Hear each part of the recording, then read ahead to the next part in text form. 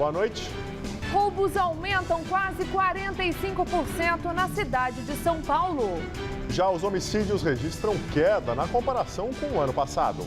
Alexandre Padilha, pré-candidato ao governo paulista pelo PT, nega envolvimento com doleiro preso.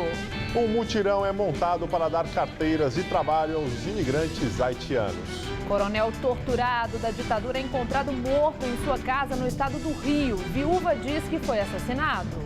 E na série Cara de São Paulo, José Celso Martinez Correia, fundador do Teatro Oficina.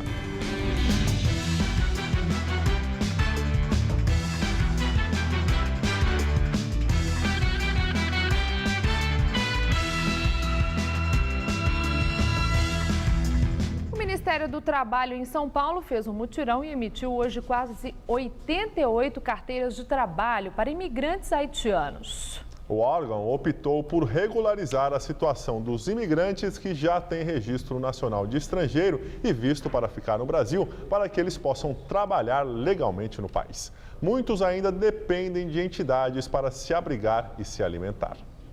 O perigo do trabalho sem registro, mal remunerado e às vezes análogo à situação de escravidão já está longe de dezenas de haitianos que retiraram as carteiras de trabalho hoje na sede do Ministério do Trabalho de São Paulo. Isso aqui você é cidadão, hein? O órgão recebeu os imigrantes em grupos de 30 e emitiu os documentos na hora. Eles estão totalmente legalizados. Eles têm o visto de entrada da Polícia Federal, têm a carteira de trabalho, ou seja, eles são cidadãos de primeira categoria e os empresários terão que registrar a carteira e pagar todos os direitos que o brasileiro tem.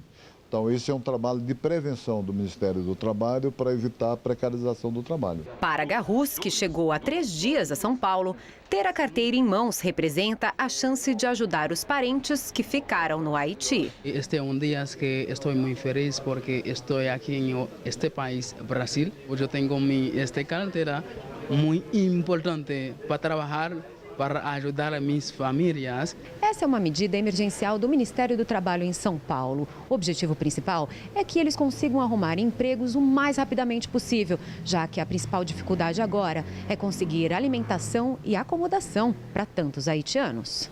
A ONG Missão de Paz, no centro da cidade, abriga 200 imigrantes. Nos primeiros dias, não havia comida suficiente para oferecer a segunda refeição. Hoje, os estrangeiros receberam todas as orientações sobre como lidar com as ofertas de emprego. Nós sempre orientamos eles a não aceitar propostas de trabalho na rua, perto aqui do quarteirão da igreja, mas aceitar só aqui dentro, na estrutura que está programada para fazer este serviço. Porque às vezes aparecem algumas pessoas que oferecem trabalho na calçada. Olha, você vai ganhar X, vem comigo. Trabalha 2, 3 meses, não recebe salário.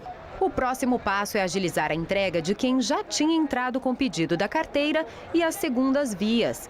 Desde o fim da semana passada, cerca de 400 haitianos chegaram a São Paulo.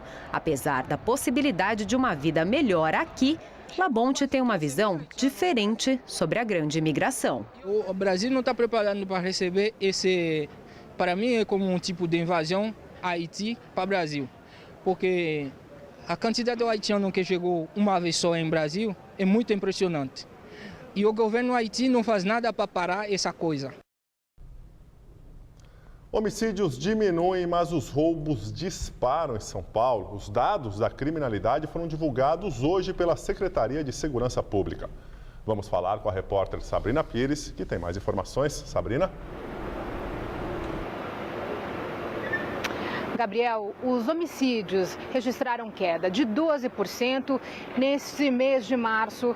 Foram 103 assassinatos contra 117 em março de 2013, portanto uma queda de 12%. Também houve uma ligeira melhora nos índices de latrocínio, que é o roubo seguido de morte. 9 casos em março deste ano contra 10 casos no mesmo mês do ano passado. Só que houve uma disparada no número de roubos. 40 45% a mais de roubos na cidade de São Paulo. Foram 14.089 casos. O assunto preocupa muito o governo de São Paulo, que hoje, inclusive, fez uma coletiva de imprensa. O secretário de Segurança Pública do Estado, Fernando Grella Vieira, reconheceu que está preocupado com o assunto e disse que já tomou as devidas providências para resolver o problema. Vamos ouvi-lo. Nós estamos implementando desde este mês de abril a DGEM, que é aquela diária pelo trabalho extraordinário, com o objetivo de aumentarmos o efetivo de policiais na rua e darmos a oportunidade do policial militar que queira poder exercer o seu trabalho extra, chamado bico, de maneira oficial e suplementar o seu ganho, e favorece a comunidade na medida em que se aumenta a ostensividade, não é? Então, são medidas como essa que nós estamos implementando, além do sistema de informatização, o Detecta, que é semelhante, é idêntico de Nova York, tanto que a Prefeitura de Nova York, a Polícia de Nova York, vai nos fornecer os 10.000 processos de alerta. A Polícia Civil prendeu uma quadrilha que roubava relógios de luxo nos bairros dos Jardins Nobre de São Paulo. O bando, formado por 5 integrantes, era conhecido como Gangue do Rolex. Os bandidos abordavam as vítimas com armas de brinquedos. Com os detidos foram apreendidos também celulares, computadores e dinheiro. No dia 24 de março, a polícia já havia apreendido um suspeito de roubar pelo menos 4 relógios de luxo em 2 dias também nos Jardins. São Paulo registra um novo vazamento de gás. Desta vez, o incidente foi na Avenida Professor Luiz Inácio Anhaia Melo, na Zona Leste. O vazamento ocorreu em uma das obras do monotrilho. Segundo a Comgás, o dano foi ocasionado porque a empresa responsável pela obra, a Vessat Engenharia, não solicitou o mapa de rede à companhia.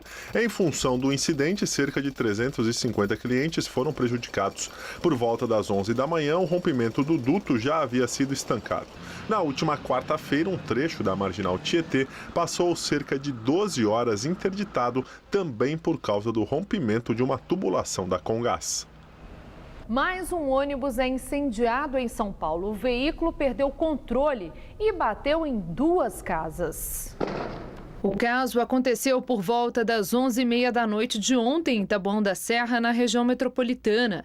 7 criminosos obrigaram o motorista de um ônibus que estava na rua Madre Teresa de Calcutá a descer do veículo e depois atearam fogo. Com o sistema de freios afetado, a carcaça desceu a via de ré e bateu em 2 imóveis. O bando fugiu, ninguém ficou ferido. A polícia ainda não sabe o que teria motivado o ataque. Coronel que assumiu torturas durante a ditadura é encontrado morto no Rio de Janeiro. Paulo Malhães tinha 76 anos e estava em casa em Nova Iguaçu, na Baixada Fluminense. Segundo sua mulher, 3 homens invadiram o local e assassinaram o militar. Os criminosos fugiram, levando armas que o oficial colecionava. De acordo com os policiais, os peritos não encontraram marcas de tiros no local, mas a hipótese que ele tenha sido baleado não foi descartada. A princípio, ele foi morto por asfixia.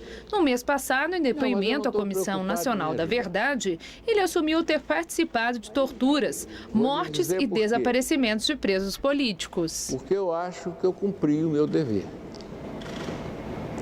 Você não se arrepende de nada não. que você fez? Quantos o senhor matou? Ah, não sei. O presidente da Comissão Estadual da Verdade do Rio de Janeiro, Vadi Damusso, acredita que a morte do coronel tenha sido queima de arquivo.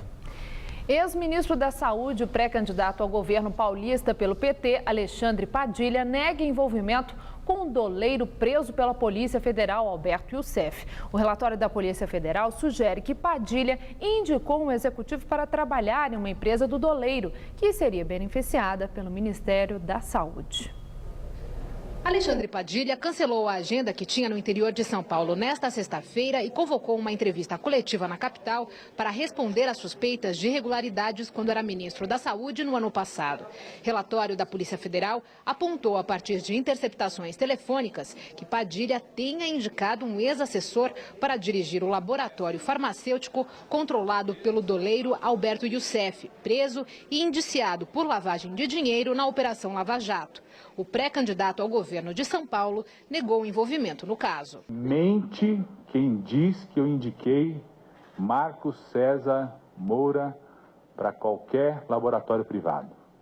Mente quem diz que existia ou existiria qualquer contrato do Ministério da Saúde com a Laborgem. Quero dizer também que mente quem estabelece qualquer envolvimento meu com o doleiro.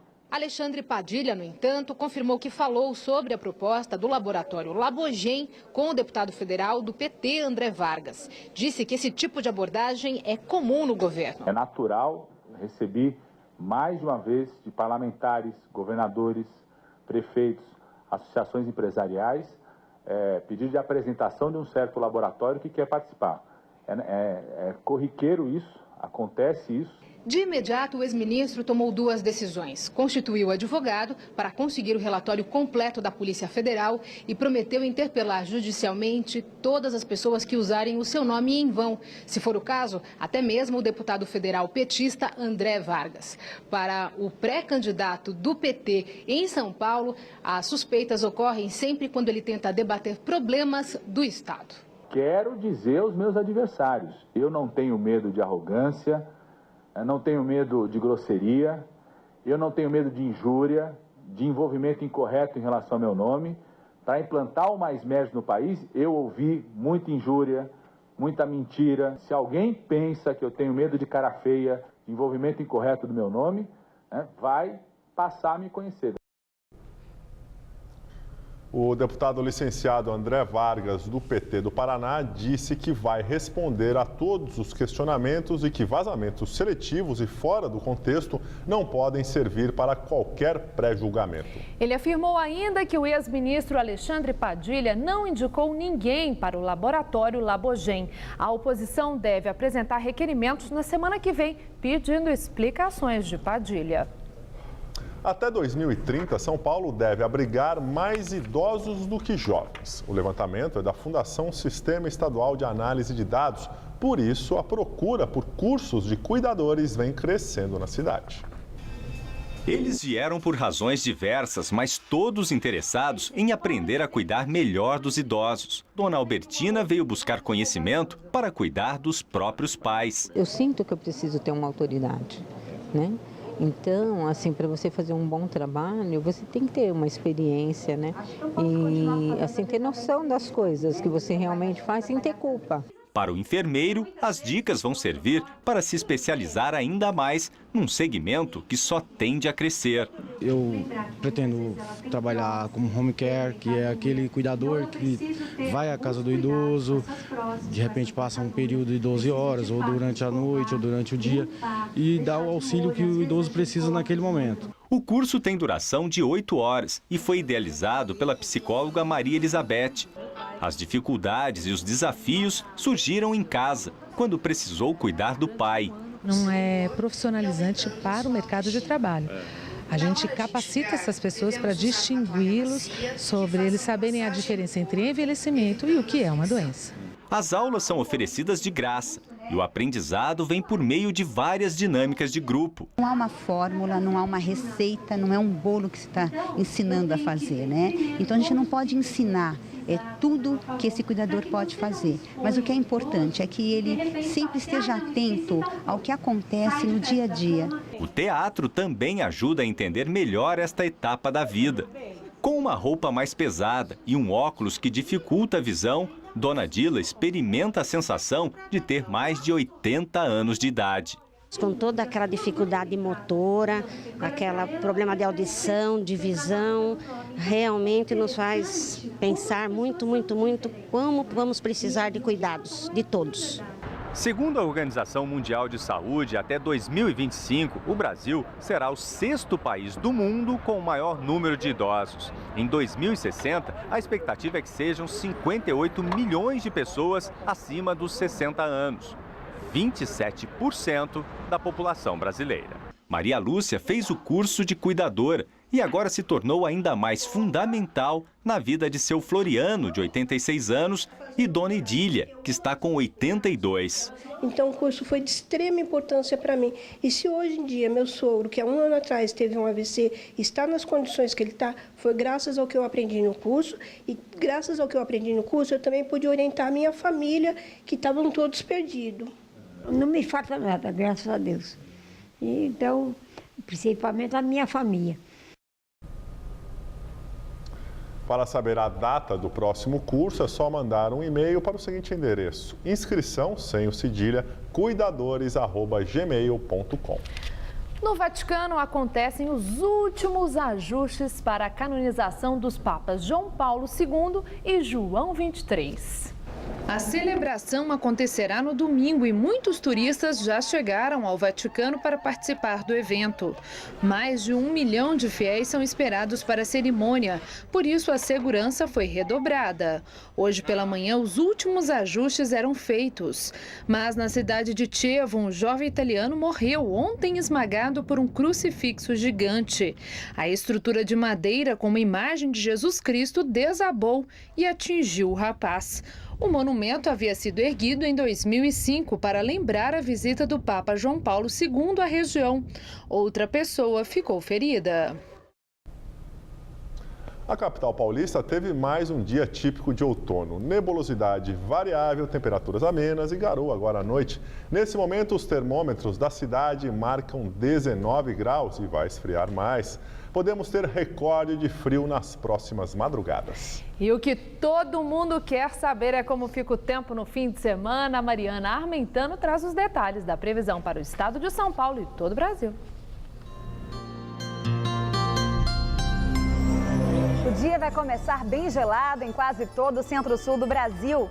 Uma massa de ar frio e seco ganha força entre o centro-oeste, sul e sudeste do país, afastando as condições de chuva e derrubando as temperaturas, chegando até a fazer frio na madrugada. E a frente fria que avançou em direção ao nordeste, agora leva chuva para essa área, entre o norte de Minas Gerais e quase todo o estado da Bahia. O sábado será de sol e calor, de Alagoas ao Rio Grande do Norte e tempo abafado com chuvas volumosas do Piauí ao norte do país. A máxima amanhã chega aos 30 graus em Fortaleza, mas não passa dos 26 em Campo Grande e dos 20 em Curitiba. A maior parte do estado de São Paulo segue com o tempo aberto amanhã, mas o vento que sopra do mar ainda traz muitas nuvens para as regiões leste e sul. Há previsão de chuva no litoral. Faz friozinho na madrugada em todas as regiões.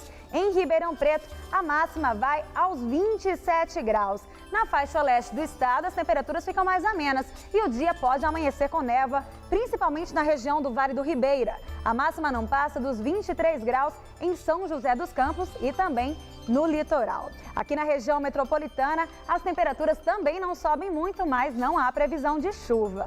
Nessa madrugada, mínima de apenas 15 graus e amanhã à tarde a máxima fica em torno dos 22. No domingo, podemos ter recorde de frio à noite, mínima de 14 e máxima de 23. E a semana começa sem muitas mudanças, tempo firme e máxima também de 23 graus. Eu volto daqui a pouco no Jornal da Gazeta, edição das 10. A escola mais antiga em atividade no bairro da Moca, na zona leste de São Paulo, está comemorando 100 anos de existência. Hoje, ex-alunos se reencontraram para homenagear quem fez parte dessa história. Hoje, escritor, o ex-gerente de recursos humanos se lembra com carinho como foi estudar nessa escola, nos anos 40 do século passado. Naquele tempo, você tinha que entrar numa fila, ficava aqui no pátio, várias filas, cada uma de uma sala de aula. A professora ia lá e trazia os alunos tudo em fila, entrava aqui, não tinha bagunça, não tinha nada.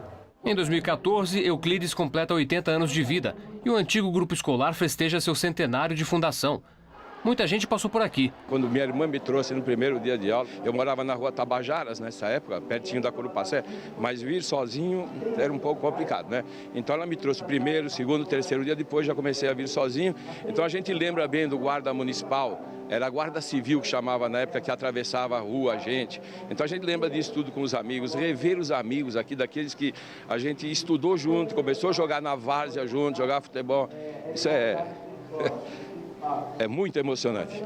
O Grupo Escolar Oswaldo Cruz é hoje a Escola Estadual Oswaldo Cruz. A estrutura, as lousas, as portas, tudo ainda é do início do século passado. Ela foi a segunda escola a ser inaugurada no bairro da Moca. Hoje é a mais antiga em atividade. Para quem fez parte desta história, o dia foi de reencontros. Antigos e atuais alunos se reuniram para comemorar. Uma placa comemorativa foi inaugurada. Jovens estudantes apresentaram números musicais.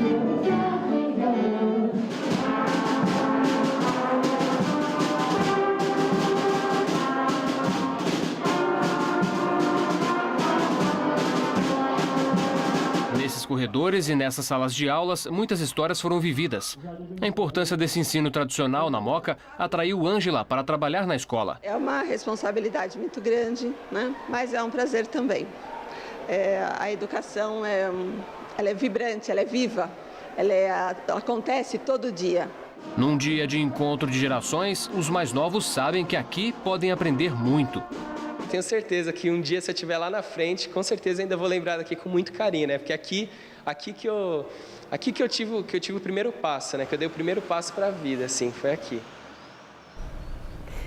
Em março, os brasileiros gastaram menos no exterior. As despesas somaram 1,830 bilhões de dólares, o que representa um recuo de 1,34% se comparado com março de 2013, considerado até aqui recorde para o período. Para o Banco Central, a alta do dólar provocou o encarecimento de passagens e hotéis no exterior, o que acabou desestimulando as viagens. No ano, os gastos fora do Brasil já somam 5,870 bilhões de dólares, queda de 1,83% frente ao mesmo período do ano passado. E agora vamos ao comentário de economia com Vinícius Torres Freire.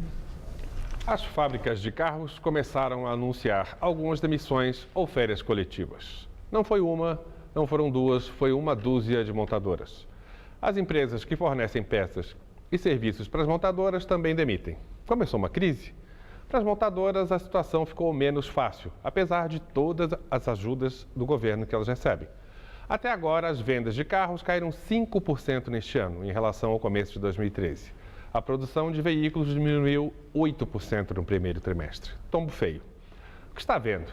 Primeiro, as vendas de carros para a Argentina estão caindo e vão cair mais. A Argentina é o grande consumidor externo de carro brasileiro. Está em crise, com inflação altíssima e deve ter recessão esse ano. A economia dos hermanos vai encolher.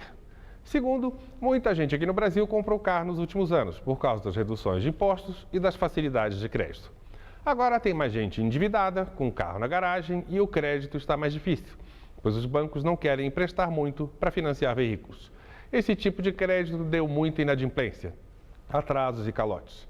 Terceiro, a renda do brasileiro está crescendo mais devagar. O desemprego das montadoras é um sinal de que vai começar aumento de desemprego em geral no Brasil? Por ora, parece que não. Neste começo do ano, o número de pessoas empregadas parou de crescer nas grandes metrópoles do Brasil, é verdade. Mas como tem menos gente procurando trabalho, a taxa de desemprego não cresce. Quer dizer, a situação deixou de melhorar, mas não começou a piorar. No caso do mercado de trabalho, até que o desemprego anda muito baixo, pois o Brasil cresce pouco, faz 3 anos. Tende a acontecer uma piora ligeira daqui até 2015. Os juros estão subindo, como a gente sabe. Isso quer dizer que a economia vai crescer ainda mais devagar até o ano que vem. Fica difícil manter o nível de emprego assim, mas não vai haver uma explosão de crise. A coisa vai continuar a piorar devagar, de modo lento, gradual e seguro, até que se faça um ajuste na economia. Um remédio amargo e necessário que a gente deve tomar a partir do ano que vem. Boa noite. Autor, diretor, ator e fundador do Teatro Oficina, fincado no coração do bairro de Bexiga. José Celso Martinez Correia, ou Zé Celso, pode enganar com a aparência frágil de um homem de 77 anos. Mas um dos ícones da Tropicália, responsável por incendiar o ambiente teatral durante a ditadura militar, ele continua a provocar a sociedade e a fazer pensar com suas peças. Zé Celso é uma personalidade que tem cara de São Paulo.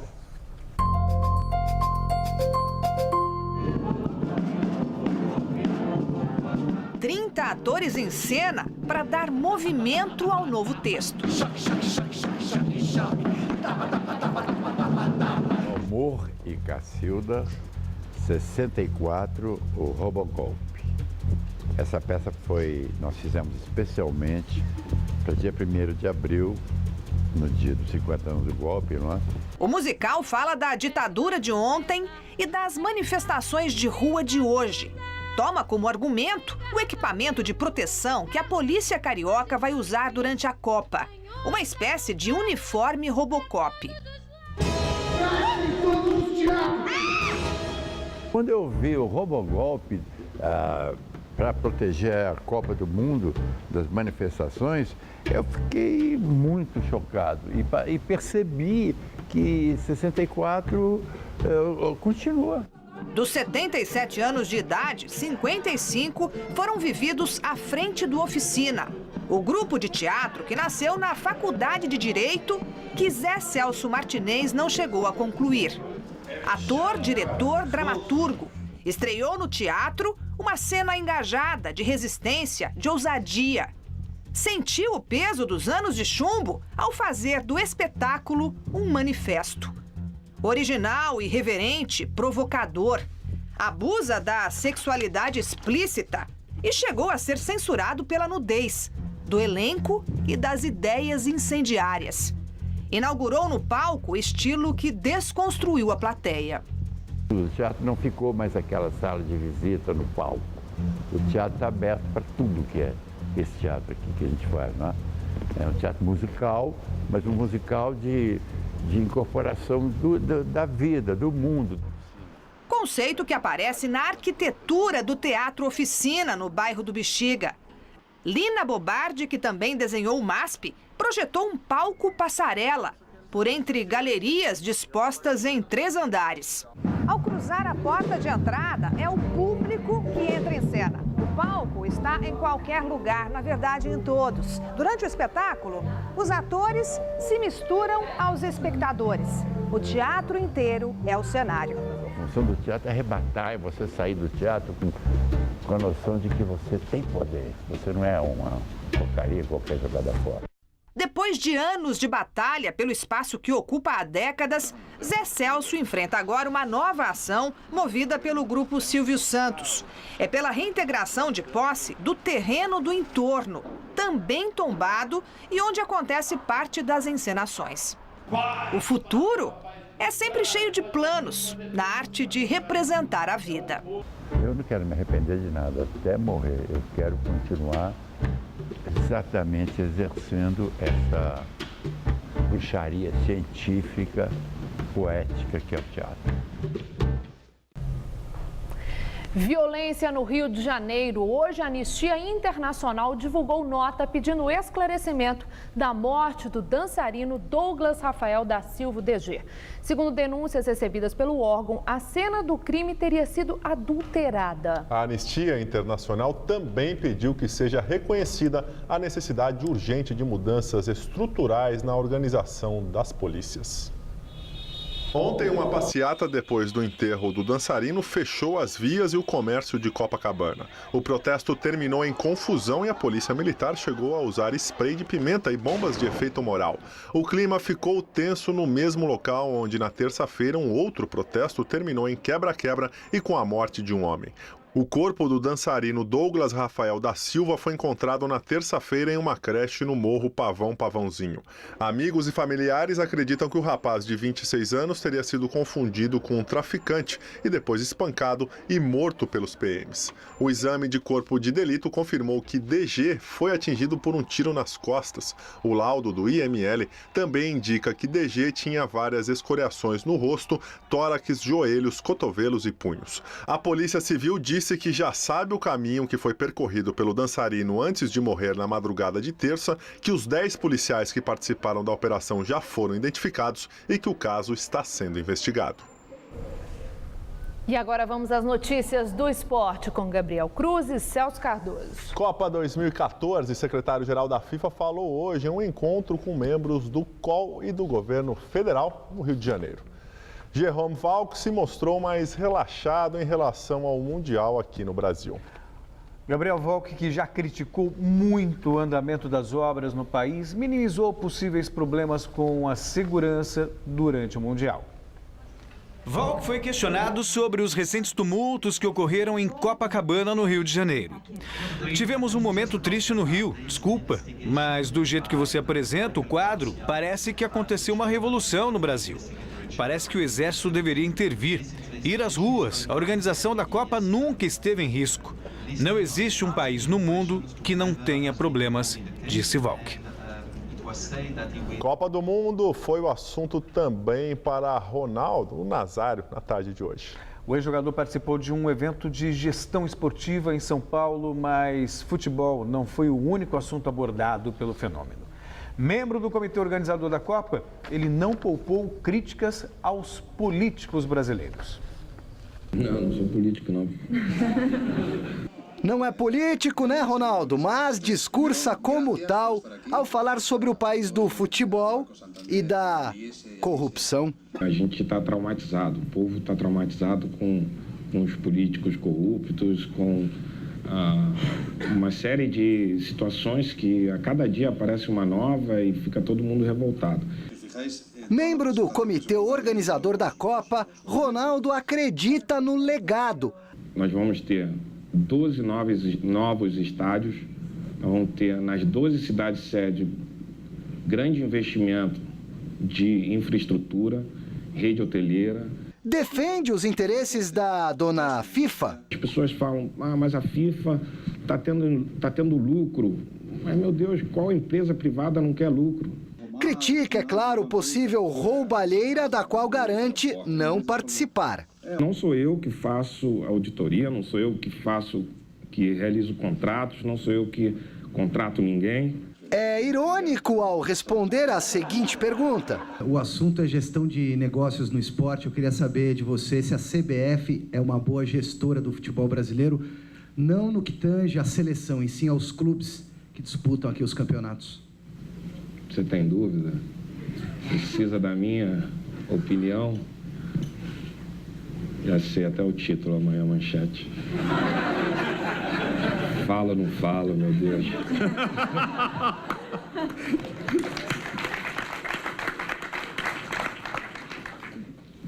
Não vou falar nada mais.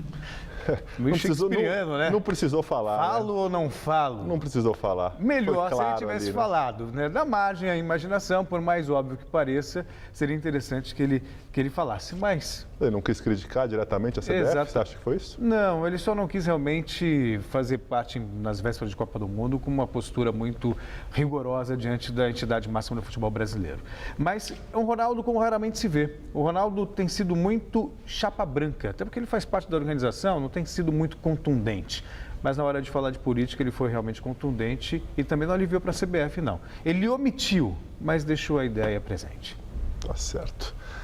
Câncer mata ex-treinador do Barcelona. O ex-técnico do clube catalão, Tito Vilanova, morreu hoje aos 45 anos. Tito Vilanova começou a carreira como meio-campista na década de 80. Passou por vários clubes espanhóis até encerrar a carreira de jogador em 2000. Em 2001, começou a trabalhar como treinador, comandando o time sub-15 do Barcelona. Em 2008, foi promovido auxiliar técnico do então comandante da equipe principal, Josep Guardiola. Vilanova assumiu o comando de treinador do time principal em 2012. Ele foi obrigado a se ausentar da função por 6 semanas em dezembro daquele ano para se tratar de um câncer na glândula parótida. Mas voltou ao comando da equipe catalã e foi campeão espanhol naquele ano. Na temporada seguinte, Vilanova não continuou no cargo por conta dos problemas de saúde. O Barcelona prestou homenagens ao ex-treinador e manifestou condolências e apoio à família.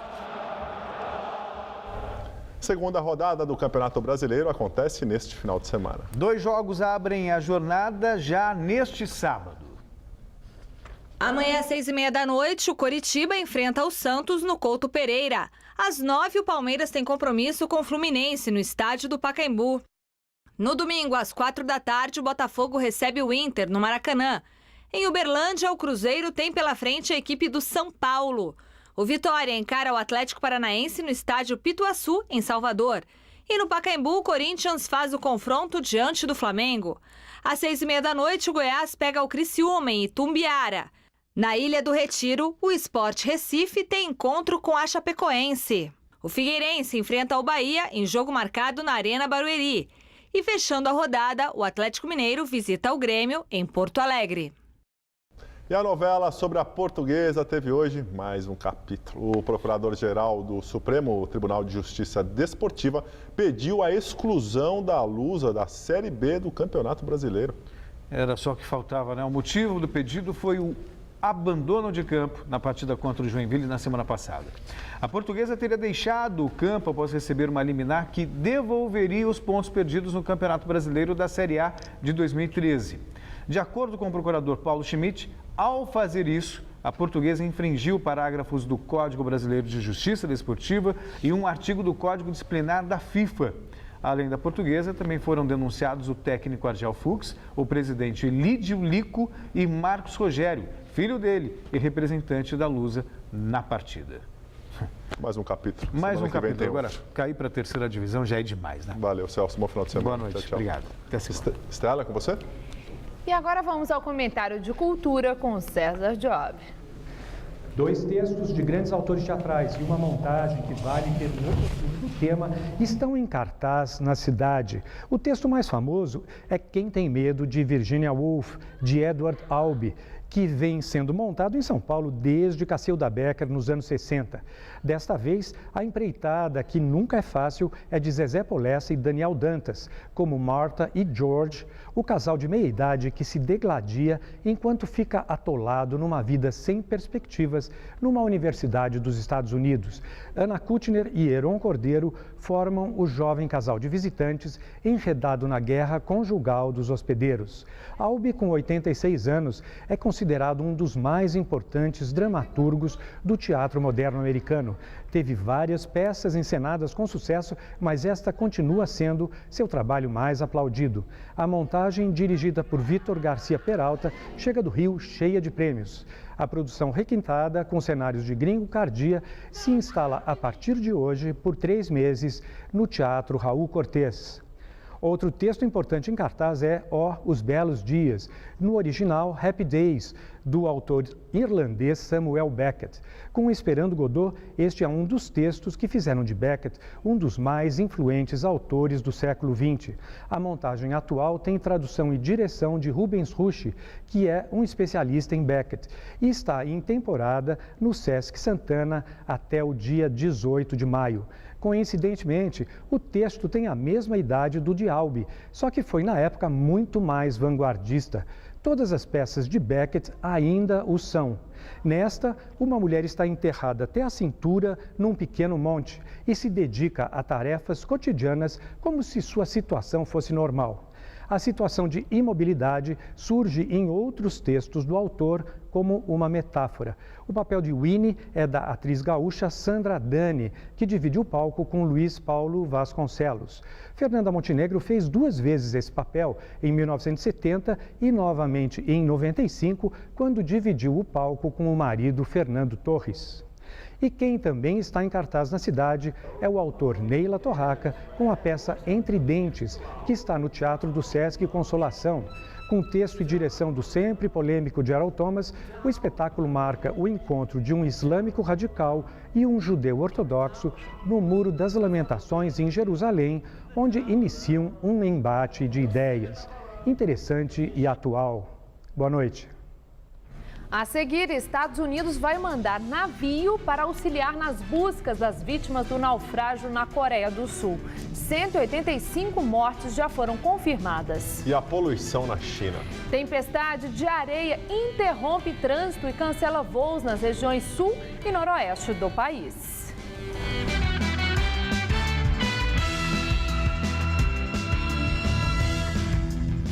Vamos agora à entrevista do dia com Maria Lídia Flandoli. Neste ano eleitoral de 2014, diferente de todos os outros, com Copa do Mundo, manifestações nas ruas e ameaça de crise por falta d'água e apagões, chefes do Executivo, candidatos à reeleição, fazem o que podem para impedir a contaminação das urnas. Hoje, entrevisto o advogado Ricardo Salles, secretário particular de Geraldo Alckmin, governador de São Paulo. Muito obrigada por estar conosco, doutor Ricardo. Eu quero começar, eu acho que vale para o nosso telespectador, que o senhor explique, né, exatamente o seu cargo como secretário particular do governador do estado, que tem tantos assessores. Qual é o diferencial da sua função? Bom, o secretário particular é aquele que basicamente gere a agenda do governador, o dia a dia dos compromissos do governador, tanto aquelas audiências que ele, governador, solicita, quanto aquelas que solicitam a ele. Também as viagens, os programas que o governador lança, as obras que ele inaugura ou aquelas que ele inicia, enfim, é a agenda, o dia a dia do governador e a sua inter-relação com o Poder Legislativo, com o Poder Executivo de outros estados ou municipais, enfim, é o dia a dia da agenda do governador, tanto na administração local quanto em âmbito nacional. Agora, eu tenho uma curiosidade seguinte, na época em que o senhor foi nomeado secretário do governador, houve uma reação da parte de alguns tucanos históricos que não gostaram por razões políticas, ideológicas e alguns deles chegaram a falar até que o governador não deveria contratá-lo, deveria tirá-lo. O governador não deu bola, ele manteve a sua contratação. Mas o que eu quero saber é como é que ficou a sua relação com esses nomes importantes do PSDB que protestaram naquela ocasião. Não, a minha relação é muito boa, pelo seguinte, há muita gente que ouve dizer que o outro teria dito em certas circunstâncias e o que foi o que aconteceu naquela época. Eu tinha uma relação muito próxima com algumas pessoas e uma relação distante ou até inexistente com outras. Aqueles em que a relação era distante ou era inexistente, essa relação acaba se construindo ao longo do tempo. Eu, afinal de contas, sou secretário do governador já há 1 ano e 2 meses. Então, ao longo desse 1 ano e 2 meses, a relação acaba se fortalecendo e hoje é ótima, excelente. Os tempos não estão fáceis para o governo do estado, né? Desde essa ameaça aí da falta d'água, da necessidade de racionamento, as manifestações de rua, ônibus incendiados, as denúncias do cartel de trens do CPTM, metrô. Como é que está o ânimo do governador na tratativa, né, assim, no dia a dia, no enfrentamento de tudo isso? Olha, é interessante porque o governador Geraldo Alckmin é um trabalhador incansável e é uma pessoa que não perde tempo com fofoca, com especulação. Ele é uma pessoa que vai direto no ponto, o que precisa tratar, qual é o mérito da questão, como é que o governo do estado pode analisar, pode atuar. Então, o que você vê quando essas coisas começam a acontecer no gabinete do governador? Um aumento expressivo do trabalho, da carga de trabalho, do ponto de vista formal, e da dedicação da equipe como um todo para solucionar o problema, independentemente de qualquer querela política, qualquer picuinha política com quem quer que seja. É a solução dos problemas no interesse do eleitor. É isso que eu vejo no dia a dia e cada vez que tem um problema, esse trabalho aumenta ainda mais. É surpreendente. Os candidatos ao governo, adversários de Geraldo Alckmin, estão assim entendendo que essa crise da água é um prato cheio.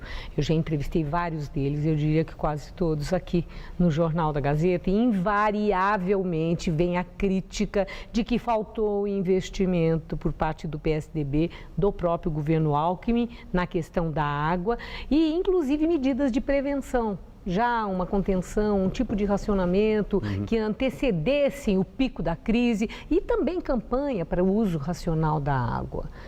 Como é que o senhor vê essas críticas? Elas têm fundamento? Eu acho têm que elas sustentação? não têm fundamento e eu digo por quê. A questão de 1 semana atrás, o governador iniciou as obras do sistema, através de PPP, de captação de água do São Lourenço. Ou seja, é um projeto gigantesco que está sendo gerido, preparado para ser lançado já há mais de 1 ano. Você não faz o lançamento de uma PPP daquela magnitude, ou seja, tem uma série de fatos que eu poderia citar aqui, mas esse é um exemplo pontual que faz cair por terra qualquer argumento de ausência de planejamento. Quer dizer, há 1 semana ou 10 dias atrás, nós iniciamos as obras da PPP do São Lourenço, ou seja, um planejamento que vem sendo feito há mais de 1 ano.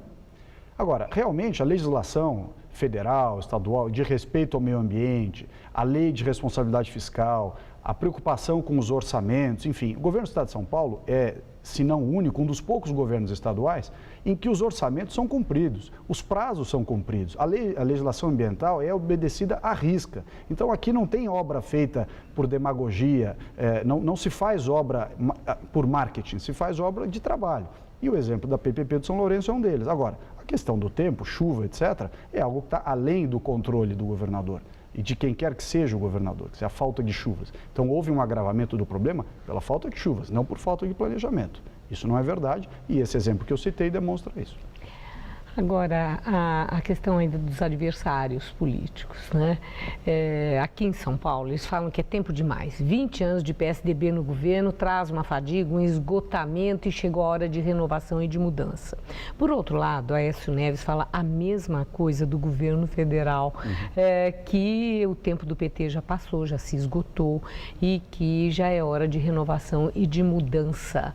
Esse tema, mudança, como nós estamos vendo, que as pesquisas mostram que é um clamor do próprio eleitor. Ele quer mudança. O que isso significa para o candidato à reeleição, Geraldo Alckmin? Eu acho que são comparações, são assuntos diferentes. A comparação aí não se cabe por uma razão muito simples.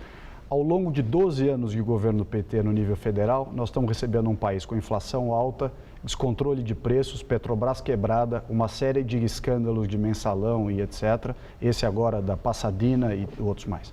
Ao fim de 20 anos de PSDB no governo, nós temos o estado mais desenvolvido do Brasil, com as contas em ordem, o estado inteiro em obras de rodovias, o estado inteiro com obras de infraestrutura, habitação, saneamento, ou seja, não tem a menor hipótese de comparar o trabalho realizado ao longo de todos esses anos pelo PSDB e o destrabalho realizado nos últimos 12 anos pelo PT. Eles estão nos entregando um país muito pior do que eles receberam. E ainda por cima são ingratos porque não acreditam ao presidente Fernando Henrique Cardoso todo o legado de estabilidade e arrumação de casa que ele fez. O Lula surfou na onda internacional de commodities elevadas e ainda assim nos colocou uma candidata que quebrou o país. Nós estamos vendo o exemplo da Petrobras e tem outros. É uma comparação que não cabe. Bom, a última questão é a respeito, assim, no seu convívio no dia a dia com Geraldo Alckmin. Ele já falou em algum momento quem que ele prefere para vice? Ele tem uma preferência, homem ou uma candidata mulher? Não, esse é um assunto que é tratado pelo governador de maneira muito discreta e muito técnica, porque também envolve aliança com partidos e tudo mais. Então, acho que nesse caso não é uma questão de preferência pessoal. De gênero? Eu acho que é uma questão, até a questão de gênero, etc., nesses casos se torna secundária. Eu acho que é uma questão de interesse do Estado de São Paulo em primeiro lugar, e aí sim, obviamente, vencida essa barreira, o governador terá certamente as suas preferências. Muito obrigado, doutor Ricardo. Imagina, obrigado. Uma boa noite. Obrigado. O advogado Michel Saliba, que defende o deputado licenciado André Vargas do PT, informou que seu cliente protocolou hoje o pedido de desfiliação da legenda. Segundo o advogado, o deputado não tem intenção de renunciar ao cargo e deixou a legenda porque não tem mais apoio do partido. André Vargas era afiliado ao PT desde 1990. O partido pressionava Vargas a renunciar desde que apareceram as denúncias do envolvimento dele com o doleiro Alberto Youssef. Tensão na Ucrânia. O primeiro-ministro do país acusa a Rússia de incitar uma terceira guerra mundial. Arseny Yatsenyuk acusou os russos de incentivarem um terceiro conflito global ao apoiar os movimentos separatistas no leste da Ucrânia. O premier ainda pediu à comunidade internacional uma união contra a agressão russa. O Ministério do Interior ucraniano informou que separatistas pró-Rússia sequestraram um ônibus em Slaviansk que transportava observadores da Organização para a Segurança e Cooperação na Europa. Os 7 reféns estão sendo mantidos em um prédio da Agência de Segurança do país. As negociações estão em andamento. Durante sua viagem à Ásia, o presidente dos Estados Unidos, Barack Obama, fez um acordo com países aliados para impor sanções específicas contra a Rússia. Rússia. A reunião foi feita por meio de uma teleconferência com o presidente da França, François Hollande, a chanceler da Alemanha, Angela Merkel, o premier da Itália, Matteo Renzi, e o primeiro-ministro britânico, David Cameron. Também nessa manhã, a promotoria do Tribunal Penal Internacional anunciou a abertura de uma investigação preliminar sobre a situação na Ucrânia. E já foram confirmadas 185 mortes do naufrágio da Coreia do Sul. Marinha dos Estados Unidos vai mandar navio para auxiliar nas buscas. Os mergulhadores abriram mais uma cabine e foram achados 48 corpos. O local tinha capacidade para 30 pessoas, porém, na hora em que o barco começou a afundar, várias vítimas foram para a mesma área. O naufrágio ocorreu na semana passada e autoridades apuram se o acidente foi provocado por falha humana. 11 tripulantes estão detidos e são acusados de negligência. Helicóptero bate em prédio residencial em Taiwan. O acidente ocorreu em meio a um treinamento de rotina e os 2 pilotos ficaram feridos. Autoridades investigam o caso e o resultado deve sair nos próximos dias. Confusão em avião da Virgin Australia. Um passageiro bêbado tentou invadir a cabine do piloto em um voo com destino a Bali, na Indonésia. Autoridades do país tinham divulgado que um alerta de sequestro foi emitido pelo piloto 1 hora antes da aterrissagem, porém, a informação foi desmentida posteriormente pelo porta-voz da companhia aérea. O causador da confusão foi o australiano Matt Christopher Lockley, que foi detido assim que o avião pousou. Tempestade de areia interrompe trânsito e atrapalha a vida dos moradores nas regiões sul e noroeste da China. Os fortes ventos atingem o país desde quarta-feira e 10 voos foram cancelados. De acordo com os serviços meteorológicos, a tempestade continuará até pelo menos domingo. E o Jornal da Gazeta fica por aqui. A edição de hoje pode ser vista daqui a pouco no site youtube.com/Jornal da Gazeta.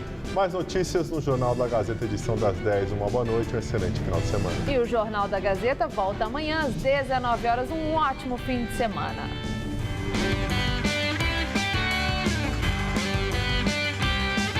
Viaje até as Cataratas do Iguaçu com o Mochileiro. Hoje, 11h30 da noite.